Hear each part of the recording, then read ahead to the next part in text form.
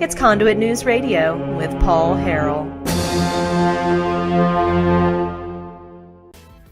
Real quick, the anti-Trump mainstream media. Hey, you ever wonder why here in Arkansas there is a mainstream media that for the most part says positive things about the Republican leadership in this state, but they say all the negative things about Trump? That's strange, isn't it? Does anyone else think that's weird? No?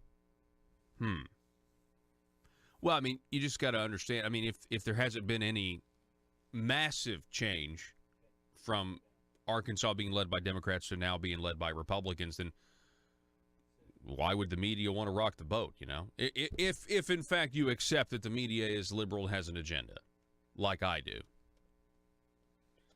Okay.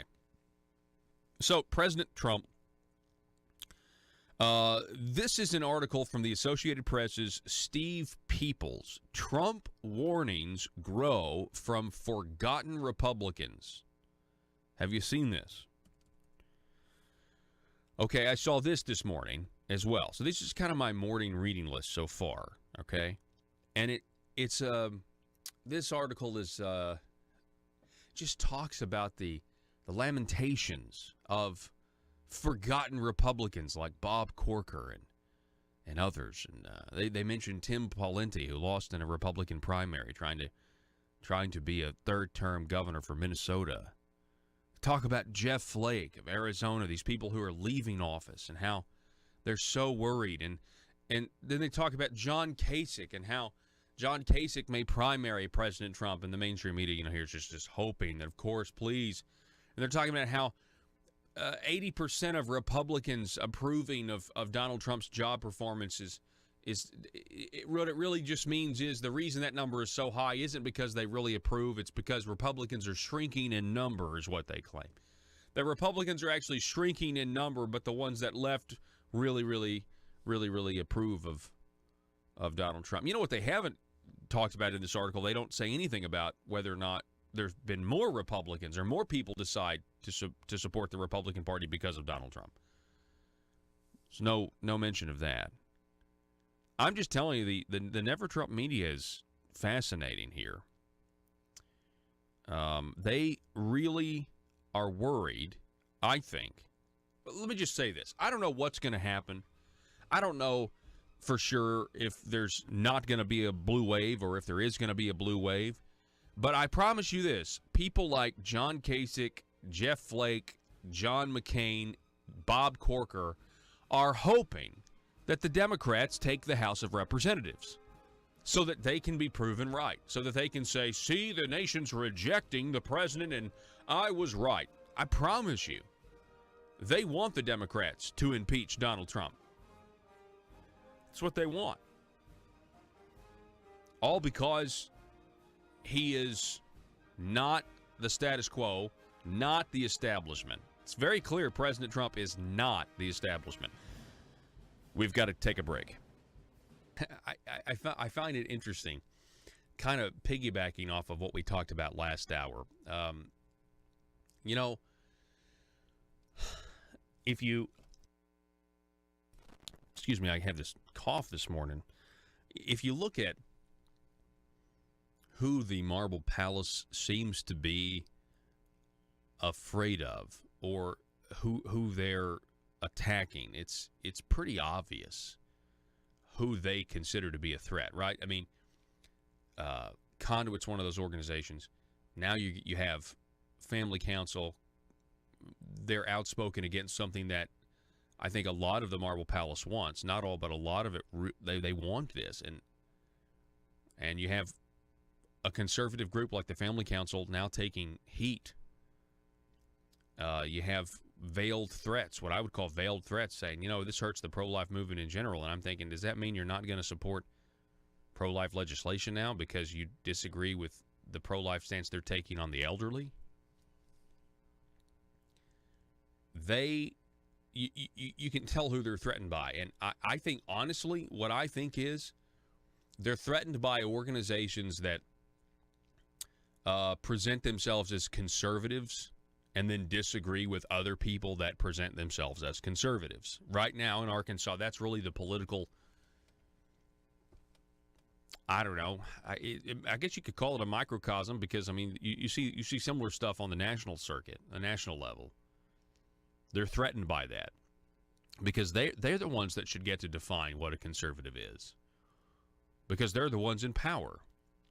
And they get upset. You got an organization like Family Council coming out and saying, issue 1 is not good for the people. Hey, also issue 1's not pro-life. Oh, my goodness, you said what? It's not pro-life?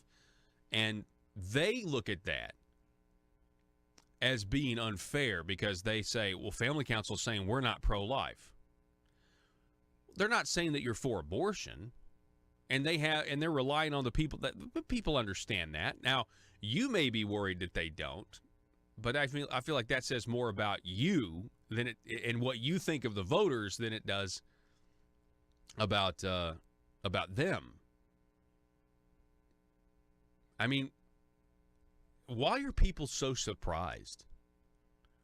If you spoke against something or lobbied against something when it was being debated in the legislature, why are you now surprised when that organization, Family Council, is now still against it today when people are going to vote on it coming up in November?